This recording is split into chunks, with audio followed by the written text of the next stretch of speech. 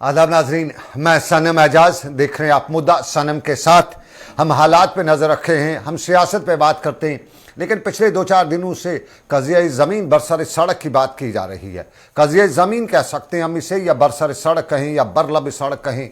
ये मामला पिछले 1 हफ्ते से लगभग देखने को मिल रहा है, और ये मामला ठीक उस वक्त शुरू हुआ जब जम्मू कश्मीर की सरकार ने हुक्मनामा जारी किया और तारीख इस महीने की आखिरी रखी, और ये बताया कि जनवरी के आखिरी दिन तक वो सारी सरकारी ज़मीन जो गासचराई है, जो नजूल है या बाकी है, उस सब को खाली करना है, और जिसने भी उस पर कब्जा किया है उसको वापस उसे करनी पड़ेगी। सरकार ने कई अहकाम जारी किए और इन अहकाम में ज़मीनी सतह पे ये काम अमलाने का अमल भी देखने को मिला। लेकिन इस पे रिएक्शन भी हुआ। रिएक्शन जम्मू में भी हुआ, रिएक्शन कश्मीर में भी हुआ। जम्मू के खित्ते राजौरी, खित्ते पुंछ में, इस पूरे बेल्ट में मुजाहरे भी हुए। सियासी जमातों ने भी मुजाहरे किए। कल भी सियासी जमातों के मुजाहरे हुए, और आज भी श्रीनगर में पीडीपी ने मुजाहरा किया। नेशनल कॉन्फ्रेंस ने भी श्रीनगर में आज पार्टी कारकुनान का अहम इजलास बुलाया हुआ है, और इजलास के दौरान बताया जाता है कि ये फैसला जो है ये नामंजूर है।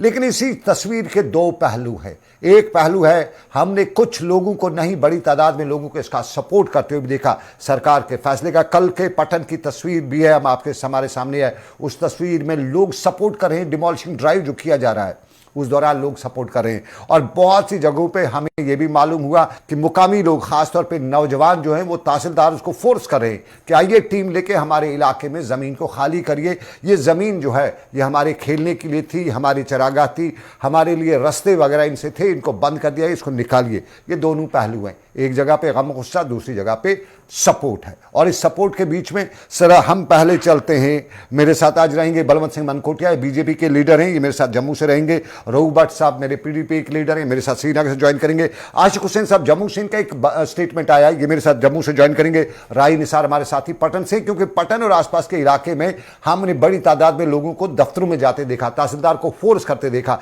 कि आइए और जमीन निकालिए। राही निसार अगर मेरे साथ जुड़ चुके हैं तो उनसे हम जानना चाहेंगे। राही, जरा बताइएगा, वहां का अमला जो है वो तो थोड़ा सा शायद जो कुछ भी है, लेकिन लोग उन्हें बड़ा फोर्स कर रहे हैं। ये आज भी फोर्स चल रहा है कि आए और लोग कहते हैं उन्हें निकाले। देखिए सनम जी, अगर हम इस ड्राइव के बारे में यहाँ पे बात करेंगे, जो आपने सही फरमाया कि यहाँ पे बहुत सारे लोग, जिसमें हम ये कहेंगे कि नौजवान खुश है, और नौजवान इसलिए इसमें खुश है क्योंकि यहाँ पे अगर हम देखेंगे तो ये 2 या 3% लोगों के पास ये जमीन रहती थी, और आज जब यहाँ पे लोग देखते हैं कि बड़े बड़े पेज उन लोगों ने अपने पास रखे थे, जिनकी तादाद हम यहाँ पे बताएंगे 2 से लेकर 3% वो लोग हैं, और जब आज उनसे वो पेज निकाले जाते हैं, और उस इलाके में जब हम देखते हैं वहां पे ना तो खेलने के लिए मैदान होता था, या अगर यहाँ पे गवर्नमेंट की तरफ से कोई बिल्डिंग आती थी, कोई हॉस्पिटल के लिए या किसी चीज के लिए वहां पे बताया जाता, तो वहां पे लैंड देखते थे तो वहां पे लैंड नहीं मिलता था। अब जो ये ड्राइव चला, जो अभी हम ये कहेंगे कि इसको 3 फेजों में डिवाइड कर दिया है, ग्रीन, येलो एंड रेड। अभी जो ग्रीन पे चला है, यानी कि वो लैंड जिसपे कोई यहाँ पे इमारत नहीं हो या तारबंदी नहीं हो, खाली जो पेज जहाँ पे खुला है, उस पेज को अभी जब निकाला जाता है, और वहां पे लोग खुश नजर आते, क्योंकि खासतौर पे नौजवान, उनके लिए वहां पे प्ले फील्ड नहीं होता था। अब जब वहां पे लैंड निकाला गया और बाकायदा उसको प्ले फील्ड के लिए दिया जाता है, और खासतौर पे यही बात कहेंगे कि लोग खुश इसलिए है क्योंकि तादाद जिन लोगों के पास ये थी, वो यहाँ पे खाली 3 या 4% वो लोग थे जो असर रसूख रखने वाले लोग थे। अगर हम ग्राउंड सिचुएशन की बात करें, किसी गरीब से अभी तक यहाँ पे जमीन नहीं छीनी गई, खाली उससे निकाला गया जो यहाँ पे असर रसूख रखने वाले लोग हैं, वहीं से अभी ये चीज निकाले जाते हैं। और खासतौर पे जब हमने भी यहाँ पे एडमिनिस्ट्रेशन से बात की, हमने भी जब उनसे पूछा क्या ये ड्राइव खाली गरीब लोगों के लिए रहेगा या व्हाइट कॉलर्स वालों के लिए भी रहेगा, तो वहां पे साफ अभी जो हम कहेंगे जो अभी तक यहाँ पे लैंड निकाला गया, वो शायद उन्हीं लोगों से निकाला गया जो यहाँ पे असर रसूख रखते हैं। चलिए, बहुत शुक्रिया राही निसार, बहुत बहुत शुक्रिया मुझे ज्वाइन करने के लिए। और मेरे साथ बलवंत सिंह मनकोटिया। राही, आपका बहुत बहुत शुक्रिया। हम बलवंत सिंह मनकोटिया के पास चलेंगे। बहुत बहुत शुक्रिया, धन्यवाद आपका सर, वेलकम। मनकोटिया जी, स्वागत है आपका।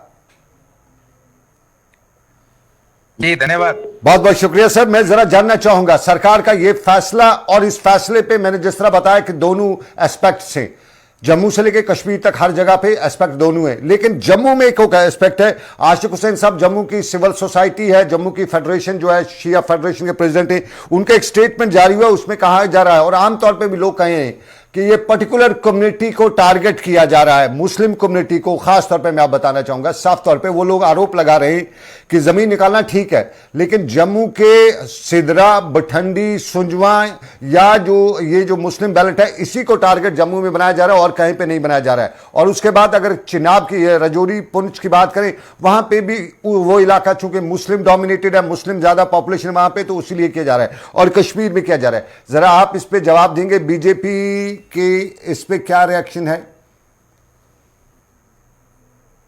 ये गलत प्रोपेगेंडा है कि यहाँ पे पर्टिकुलर किसी कम्युनिटी को लेके ये जो ड्राइव की चर्चा हुई है, तो ऐसा बिल्कुल नहीं है कि कम्युनिटी को लेके किसी कम्युनिटी को हिट करना, किसी पर्टिकुलर कम्युनिटी को नुकसान पहुंचाना, ऐसा बिल्कुल नहीं है। कानून जो भी बनता है, कानून सभी लोगों के लिए बनता है और उसका फायदा भी सभी लोगों को होता है। तो कहना जो लोग इस तरीके का प्रोपेगेंडा कर रहे हैं, ऐसा बिल्कुल नहीं है। जो भी कानून है वो सभी के लिए बराबर है।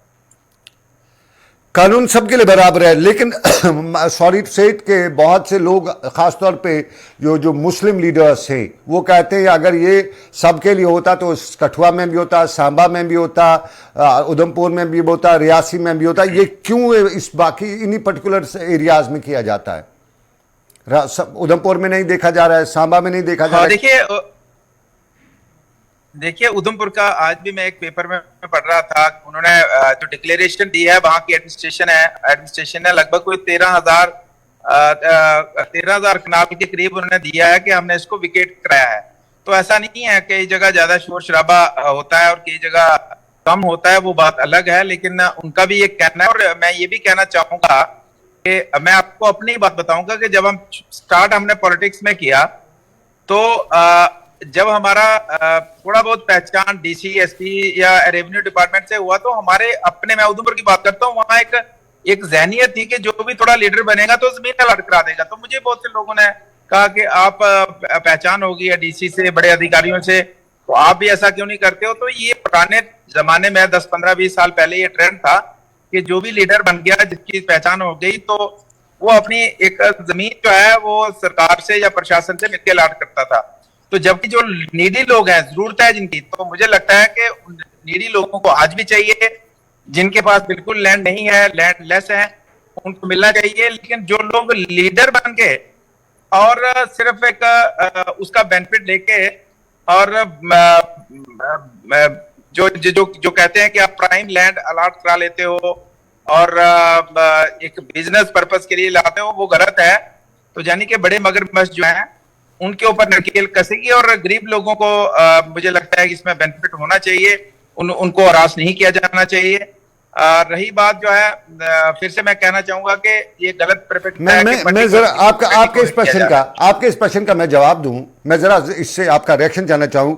ये जो बठंडी है, सुंजवा का इलाका है, या ये कश्मीर में जब 90s में मिलिटेंसी हुई, तो वहां से जो लोग हैं वो भाग के आए, वो हालात के तब मारे हुए थे, तो तब उन्होंने ये जमीनें कुछ ने खरीदी हैं, कब्जा लगभग किसी ने वहां पे नहीं किया। ये कश्मीर हो, ये पीर पंचाल हो, या रजौरी पुंछ के इलाके के लोग हो, ये वहां से आए बठंडी सुंजवा के इलाके में। तब इनके पास 90s में जब कश्मीर से लेके इस इलाकों में मारा मारी थी, लोगों को जिंदगी की और मौत का सवाल था, तब यहाँ पे जमीनें ली, और जैसे ही यहाँ पे ये बस्तियां बनी, उसके बाद ही जम्मू में इसको टारगेट किया जाने लगा।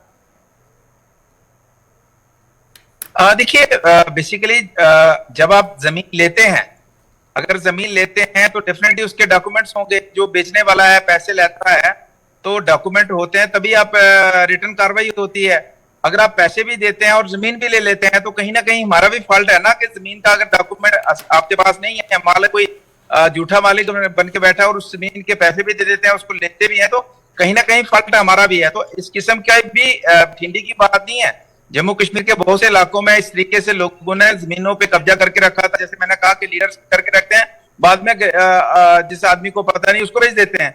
लेकिन ये तो थोड़ा सा फॉल्ट तो खरीदने वाले को होता है कि जब आपने लिखित बढ़त में नहीं ली और सरकारी या फॉरेस्ट लैंड आपको बेच दी और आपने ले ली, उसके पैसे दे दिए, तो कहीं ना कहीं फॉल्ट तो हमारा भी काउंट होता है ना। मैं जरा, आशिक हुसैन साहब है जम्मू से मेरे साथ ज्वाइन किए हुए हैं, मेरे साथ रूह भट्ट ने भी ज्वाइन कर लिया। बहुत बहुत शुक्रिया रूह साहब आपका भी, और आशिक साहब आपका भी बहुत बहुत शुक्रिया। आशिक साहब, जरा पहले आपसे जानना चाहूंगा, आपको क्या खतरा लगता है? आपका जो स्टेटमेंट आया है कल का कि ये जो है पर्टिकुलरली हम कह सकते हैं, आप मुस्लिम कहीं या ना कहीं, आपने माइनॉरिटीज का कहा है या पर्टिकुलर कम्युनिटी का कहा है, ये कह रहे हैं कि एक पर्टिकुलर कम्युनिटी को टारगेट किया जा रहा है?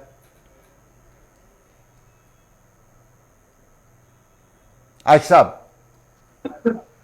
मेरी आवाज कोई साफ नहीं आ रही है। आशिक हुसैन साहब, आपका स्टेटमेंट आपको याद होगा, फोन चल रहा है। आपने एक स्टेटमेंट जारी किया है।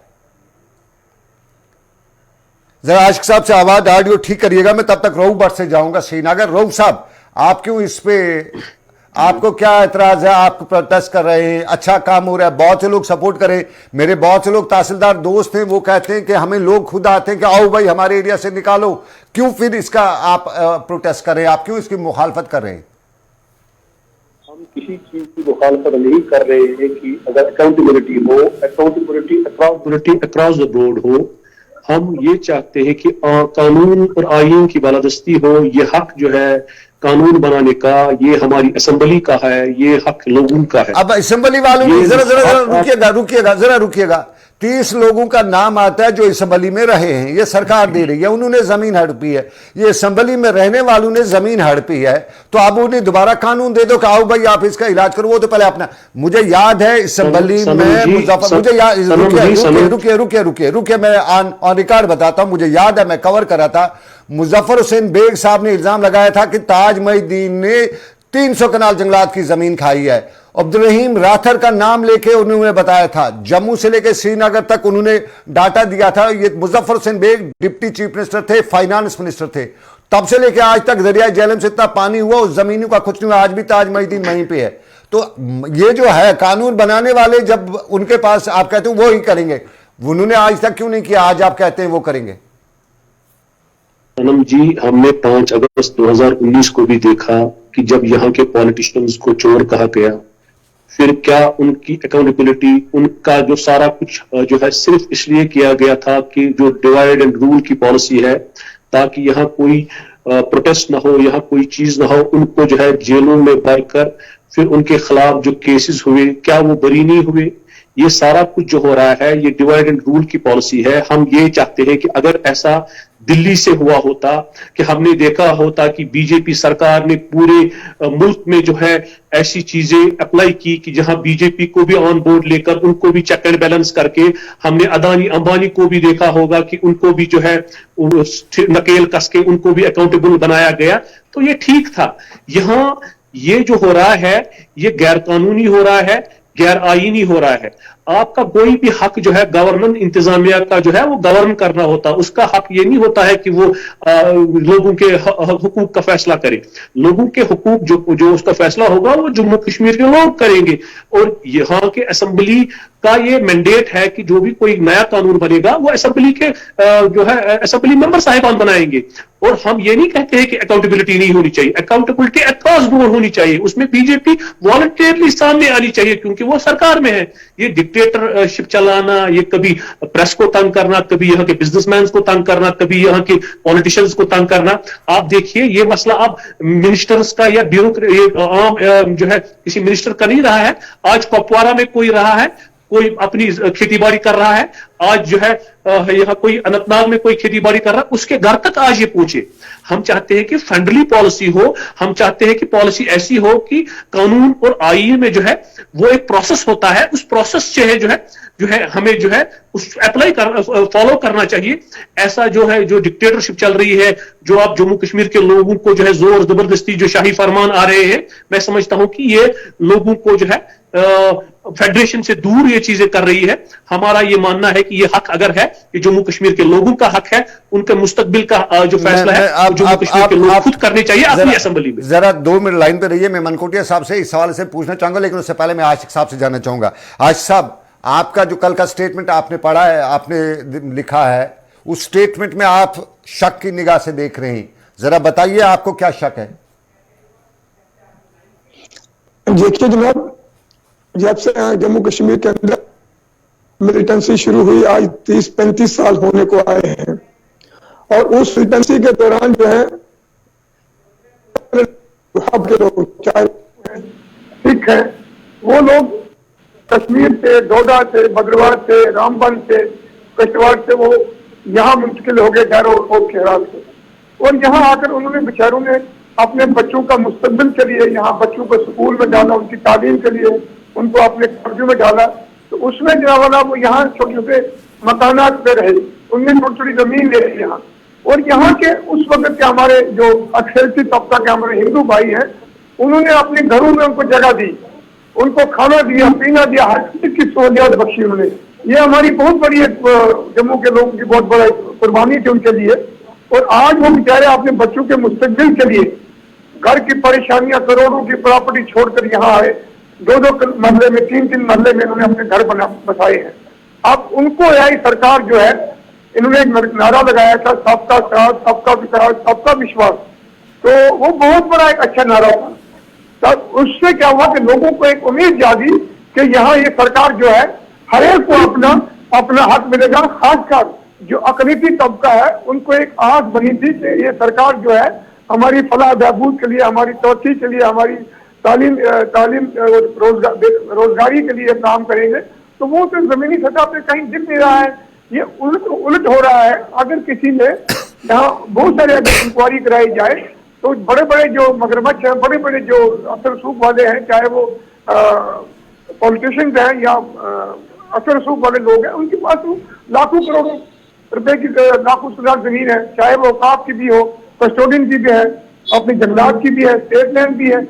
उन पे हाथ डाले ना। इन गरीब लोगों को जो आगे ही परेशान हाल है और अपनी जिंदगी बड़ी कसर कुर्सी की तरह यहाँ बेचारे गुजार रहे हैं। तो ये एक बहुत बड़ा खदशा है सरकार की तरफ हो रहा है कि नए नए जो आर्डर यहाँ निकाल रहे हैं, लोगों का जीना हराम कर दिया। खासकर गरीब तबका जो है वो पिस गया। और जम्मू के अंदर पकवाड़ा से लेकर पटवा तक यहाँ आए दिन जो है शेलिंग होती है, फायरिंग होती है। तो लोग जो है अपने घर बार को छोड़कर, अपनी तमाम जो है मुसीबत को छोड़ के, मुसीबत के मारे शहर को भागते हैं। तो वो भी एक बड़ी परेशानी है। तो उनको फिर आप उजाड़ेंगे तो बड़ी परेशानी है। मनकोटिया जी, यही सवाल बीजेपी से मनकोटिया जी मेरे साथ है, बलवंत सिंह मनकोटिया जी। मनकोटिया जी, सवाल आपका है, कश्मीर से पलायन हुआ, हालात हुए, वहां से कश्मीरी पंडित भी निकले, मुसलमानों की बड़ी संख्या भी निकली है। कश्मीर से है, डोडा से है, बदला से है, कश्तवाड़ से है, राजौरी से है। कश्मीरी पंडित नॉन मुस्लिम के लिए सरकार ने बाकायदा तौर पे क्वार्टर्स बनाए, उनको अकोमोडेशन दी, चाहे उस टाइम टेंटेड अकोमोडेशन दी, क्या दी। मुसलमानों ने, दूसरे लोगों ने जुगाड़ किया, अपने लिए छोटा कहीं पे बनाया। आज उनको निकालने के लिए प्रयास किए जा रहे, माना वो गलत ही है, लेकिन वो तो विक्टिम ऑफ टाइम है। विक्टिम ऑफ टाइम को आप, एक को आप सरकार अपडेट कर रही है, एक को अपग्रेड कर रही है, दूसरे को निकाल रही है। और पर्टिकुलरली बताया जाता है कुछ एरियाज को, बठंडी, सुंजवा, ये एरिया जो ऊपर वाला एरिया है, जिसको आप बहुत से लोग जम्मू में आप दूसरे नाम से भी दे रहे हैं। तो इस पे ये जो करना सरकार का सही कदम है। देखिए, जैसे बहुत से लोगों ने यहाँ भी जम्मू के अंदर भी लैंड लिया और बहुत से लोगों ने पंजाब, दिल्ली या दूसरे शहरों में भी लिया। तो जब आप पंजाब, दिल्ली, चंडीगढ़ या किसी दूसरे शहर में फ्लैट खरीदते हो, प्लॉट खरीदते हो, तो आप प्रॉपर डॉक्यूमेंट लेके और उसका वेरीफाई करके ही खरीदते हो। अदरवाइज तो कोई खरीदता ही नहीं है जब आपको डाउटफुल लगता है। तो डाउटफुल तरीके से जिसने भी खरीदी है और जिसने भी बेची है, और जिस उसमें कोई अधिकारी हो, बेचने वाला हो या खरीदने वाला हो, तो प्रॉब्लम तो सभी को होगी। क्योंकि जब आप चीज आपकी है ही नहीं है, तो आपने बेच दी और आपने खरीद दी, तो उसमें तो दिक्कत तो होगी। ये 30 साल पुराने हैं, 30-35 साल पहले जिसने जमीन खरीदी है। लेकिन मैं ये कहना चाहूंगा कि जो लोग बेचने वाले हैं, जो ऑफिसर हैं, उनके खिलाफ भी कार्रवाई होनी चाहिए। उनके खिलाफ भी कार्रवाई होनी है। जरा रूफ सब कुछ बताना चाहते हैं, जिन्होंने ऐसे लोगों को, जरूरतमंद लोगों को इस तरीके से रूफ सब कुछ बता रहे हैं। हमारे ऑनरेबल प्राइम मिनिस्टर जी, मैडम जी, जो हमारे ऑनरेबल प्राइम मिनिस्टर ने यह कहा था कि दिल्ली और जम्मू कश्मीर के दिलों की जो दूरियां हैं वो दूर करनी है, क्या आज आम बेचारा गरीब जो है, चाहे वो भटंडी में रहता है, चाहे यहाँ कुपवाड़ा में रहता है, ये कौन सी पीपल फ्रेंडली पॉलिसी है कि उनके साथ आप ज्यादतियां कर रहे हो? आप मुझे बताइए, ये हक गवर्नर इंतजामिया को दिया किसने? ये हक तो जम्मू कश्मीर के लोगों का है कि वो अपना मुस्तकबिल जो है खुद चुने। आप देखिए, हमारे साथ ज्यादतियां जब आप गिनते हो, ये मसला सिर्फ इसका नहीं है, जो जमीन का नहीं है। आप मुझे बताइए, एनएचपीसी यहां से 2 रुपए पावर लेती है और नॉर्दर्न ग्रिड में, और वहां से हमें 8 रुपए यूनिट देती है। उस पर आपने कोई काम नहीं किया। उस पे जम्मू कश्मीर के लोगों के लिए कोई भलाई नहीं किया आपने।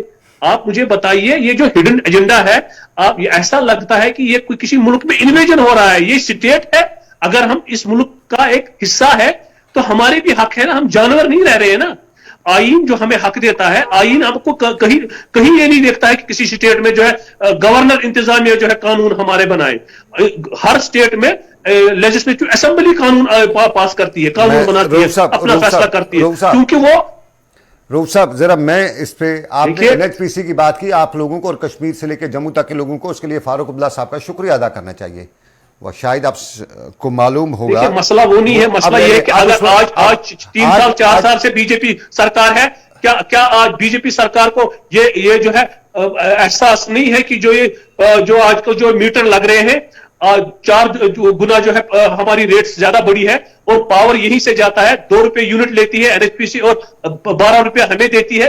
ये तो नाइंसाफी है, ये कितनी बड़ी नाइंसाफी, इस पे हमारे साथ इंसाफ नहीं हो रहा है। अगर ये वाकई पीपल फ्रेंडली पॉलिसी बनाने वाले जो सरकार थी तो इस पे जरा दस्तरसानी करती। अगर किसी ने गलती की आज इसको दस्तरसानी ये करते तो हम मानते कि नहीं, ये लोगों के हित में सारा कुछ हो रहा है, जरा ये जमीन हम जमीन के अगेंस्ट हो रहा है, ये लोगों के साथ जातियां हो रही है, ये लोगों के साथ नाइंसाफियां हो रही है। हम इस पे सरापा एहतिजाज है, हम इस चीज को नहीं मानते हैं, ये चीज जो है विड्रॉ होनी चाहिए। ये रूफ साहब जमीन का मामला है, जमीन के मामले में अगर ये पॉलिटिकल नुमाइंदों के हवाले रखा जाए तो वो सवाल ही नहीं वो निकाल पाएंगे, क्योंकि उनको अपने वोटर का भी ख्याल रखना है। तो सनम जी अक्रॉस द बोर्ड बीजेपी के जितने भी मेंबर साहिबान है, मिनिस्टर साहिबान है, अगर उन सबको ये वॉलंटरली ये जो है अकाउंटेबिलिटी होती, सबके साथ ऐसा होता, हम वॉलंटरली इसको जो है खुशामदीद करते। बलवंत सिंह मनकोटिया जवाब देंगे इसका, जवाब बलवंत सिंह मनकोटिया नहीं है, बलवंत जी रोहू साहब हैं, ये पीडीपी नेता हैं कश्मीर से और जाने माने फायरब्रांड नेता हैं, ये बता रहे हैं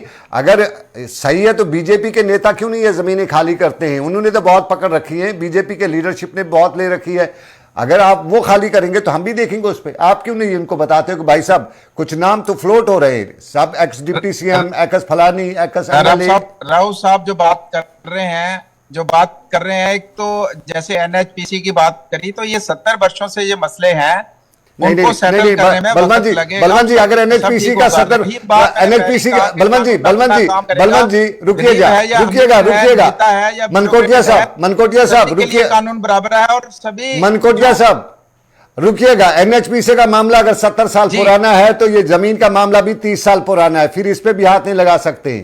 अगर 70 साल पे कोई नहीं कर सकते तो इस पे भी हाथ नहीं लगा सकते। जब अपनी बात आ गई थी तब वहां पे अंगूठा रख देते। भाई साहब सुनो, वो कह रहे हैं कि इसमें हमारा पानी हमारी बिजली है, तो ये पुरानी सरकारों के समय में हुआ है, तो उसको दुरुस्त करने में समय लगेगा, जो जिसको दुरुस्त करने की जरूरत है उसको किया जाएगा। लेकिन जमीन का जो इशू आज डिस्कस कर रहे हैं, तो इसको गलत तरीके से खरीदा गया, बेचा गया, जिस जमीन को फॉरेस्ट की या सरकार की जमीन को खरीदा या बेचा गया, तो उस कानून तो काम करेगा ना उसमें। लेकिन बीजेपी नेता क्यों नहीं इसके जमीन, बीजेपी नेता क्यों नहीं खाली कर रहे, उनको क्यों नहीं पोस्टर लग रहे हैं? जम्मू के दूसरे जो बड़े हैं, जम्मू की रेजिडेंसी रोड अब आप जी, ये सभी के खिलाफ कार्रवाई हो रही है, जिसने भी गलत तरीके से किया है सभी अकाउंटेबल है। शुरुआत बीजेपी से क्यों नहीं होती है? चलिए मान लेते हैं सभी से शुरुआत, हमें डाउट है बीजेपी से नहीं होगी, शुरुआत बीजेपी से कर लेते हैं। बताइए सरकार को करिए बीजेपी से शुरू, वॉलंटियर कर दिए बीजेपी। जब इसमें डिटेल में दोबारा एक दिन चर्चा रखी है, वो भी बताएंगे कि बीजेपी से भी शुरुआत हुई है। ऐसा बिल्कुल नहीं है कि बीजेपी को बचाया जा रहा है और दूसरे लोगों, लेकिन ये वही लोग हैं जो अमीर तरीन लोग हैं और जिनको जरूरत नहीं थी, जिन लोगों ने अलर्ट कराया। मनकोटिया साहब मैं ग्राउंड पर रहता हूं, मेरे रिपोर्टर्स ग्राउंड पर रहते हैं, हम नहीं कहते हैं। मनकोटिया साहब मैं ग्राउंड पर रहता हूं, मेरे रिपोर्टर्स ग्राउंड पर रहते हैं, अभी तक किसी बड़े आदमी को हाथ नहीं डाला गया है, हिम्मत अभी तक किसी बड़े आदमी की नहीं है, जिसको आप कहते हैं ना कि बड़े लोग, हो सकता है बीजेपी पे डाला हाथ होता, लीडर्स बीजेपी के नेशनल के लीडर्स, नेशनल कॉन्फ्रेंस के, पीडीपी के लीडर्स पे हाथ डाला जाता, अभी तो गरीब पे ही हाथ डाला गया है, शुरुआत तो गरीब से की गई है। जी नहीं, बिल्कुल नहीं, ये सभी, मैंने कहा कि कानून सभी के लिए बराबर है और सभी के लिए काम करेगा। चलिए बनकोटिया जी लास्ट पे एक कमेंट में जानूंगा, आशिक साहब क्या सुझाव होगा आपका? जम्मू में जिस तरह से आप बात कर रहे हैं, आप बता रहे हैं कि कठुआ में, सांबा में आपने जो बताया है कि उन्हीं भी वहां पे भी जो है पर्टिकुलर कम्युनिटी को टारगेट किया जा रहा है, जम्मू में पर्टिकुलर कम्युनिटी को टारगेट किया जा रहा है, रजौरी किश्तवाड़ में पॉलिटिकल कम्युनिटी को, साफ तौर पर आप कह रहे हैं मुसलमानों को टारगेट किया जा रहा है। क्या वाकई में ऐसा हो रहा है?